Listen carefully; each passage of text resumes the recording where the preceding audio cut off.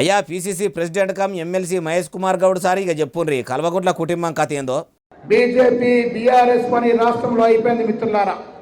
BRS చెప్పనక్కర్లేదు, కవిత యొక్క పల్లకి పాడుతూ ఉంది. ఇన్నరా ఇంకా మస్తుగానే అన్నాడు మొత్తం ముచ్చటి నుండి. హరీష్ రావు అదను కోసం చూస్తూ ఉన్నాడు, కేసీఆర్ ఫామ్ హౌస్ లో నిద్రిస్తూ ఉన్నాడు, కేటీఆర్ రోజు అబద్ధాలతో సోషల్ మీడియా నడుపుకుంటా ఉన్నాడు.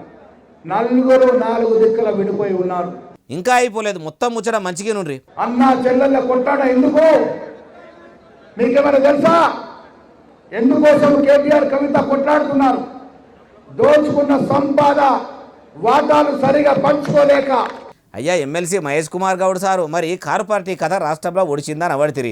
మీ షెయి సర్కారు పని కూడా ఒడిచిపోయినట్టే కానొస్తుంది కదా సారు. ఉదిక్కు మీ లీడర్లంతా మీటింగులలో అంగీలు లాగులు పట్టుకొని కొట్టుకోబట్టే. కొందరు అయితే గల్లాలు పట్టుకొని గట్టిగా బైర్లు గుంజుకుంటారు, కొందరు అయితే గువ్వలు వలగొట్టుకుంటారు, ఇంకా కొందరు అయితే మీద పడి రక్కుకొని కొట్టుకుంటారు. ఇది ఇట్లుంటే ఇంకో దిక్కు కమిషన్ల కోసమే మీ కాంగ్రెస్ ప్రభుత్వం పనిచేస్తుందని పబ్లిక్లో కూడా కొంతమంది అనుకుంటున్నారట. ఏలుబడిలకు వచ్చినాక వెంటనే అమలు చేస్తామన్న పథకాలను కొలాయించే శాత కాదు కానీ మంది ముచ్చట్లు ముంగటేసుకొని మైకు నిండా సొల్లు నిండేటట్టు సొల్లు ముచ్చట చెప్పుడేందుకు సార్ అంటారు ఈ ముచ్చటిన్నోళ్ళు.